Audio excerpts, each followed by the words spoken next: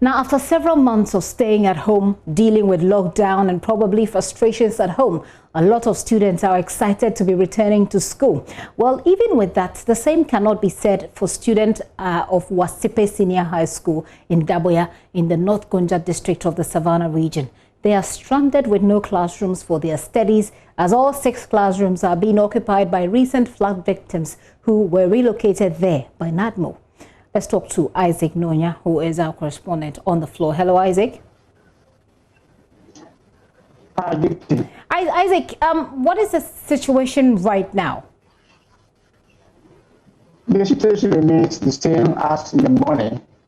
The 2 students who came and left, and the victims who occupied all the classrooms are still there with their goods and belongings. No showing any sign of leaving any movement from now. The only difference, which is minor, has to do with the men who went to the farm, leaving the women and children behind to stay safe from the flood. Well, let's talk about the students. Have they started reporting to school already? The students haven't reported, neither do the teachers also reported. We saw a few number of them. We saw about 3 girls who came around, and during a trickle of eye, they vanished, and leaving nobody around. We also thought GES would have come to the area, they did not get there. So as we speak now, all the victims who were relocated to the Wasipe Senior High are still here intact, including the other private school that is very close to Wasipe Senior High. Also still stay there, waiting for NADMO to come to their aid by relocating them and allow school to resume. Talking about NADMO, you've been interacting with them. Let's listen to that conversation that Mr. Nonya had with the NADMO. When we return, we'll talk more about what the flood victims are saying about this situation. That is if they will not relocate to the they will relocate. Yeah, we will do all that we can, and then we are appealing to all those who are touched by their flood to come to their aid, so that we resettle them at a location where we may not experience such disaster. School is opening on the 5th. SS2 that coming. What happened to the classroom that have been occupied by the victims? As you can see over there, the district and then RCC, in collaboration with other high powers, have brought some relief items that can that are enough, not so enough, but temporarily can relocate and then settle them well. Before the 5th of October? As you can see, most of the materials are there, and then if we mean within 2-3 weeks, we can put up structures that will make them more comfortable than they were. That's why I asked. 5th October is just next week, where the JSS2 are supposed to come and start classes to complete the term. Like you said, JSS2. SS2, I mean. Yeah, SS2. Yes. Probably we will plead with them to still use some of the facility as we prepare them for the relocation. So that's the NADMO official. I beg your pardon, speaking to Isaac Nonya. Isaac, let's talk about the response or the reaction that the victims who are having to now share the classroom with students who now have to come back are saying.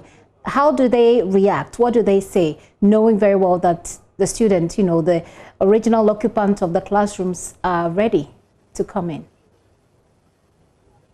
Victims, they don't have much to say. They were only surprised to see students who came out with uniforms, obviously suggesting that they have come to take over their classrooms. Isaac? But as to whether or not they were able to yeah. I lost you. I lost you briefly there, but what I heard you say is that they don't really say anything. They are surprised about students showing up in their school uniforms. Do they know what to do? Are they moving? Are they just saying you can't come in because we've been relocated here? Do they talk to these students? What do they say? They must speak to the students. But facially, they look surprised. Look at the students coming in uniform. They knew they are staying in the school. They are aware of that.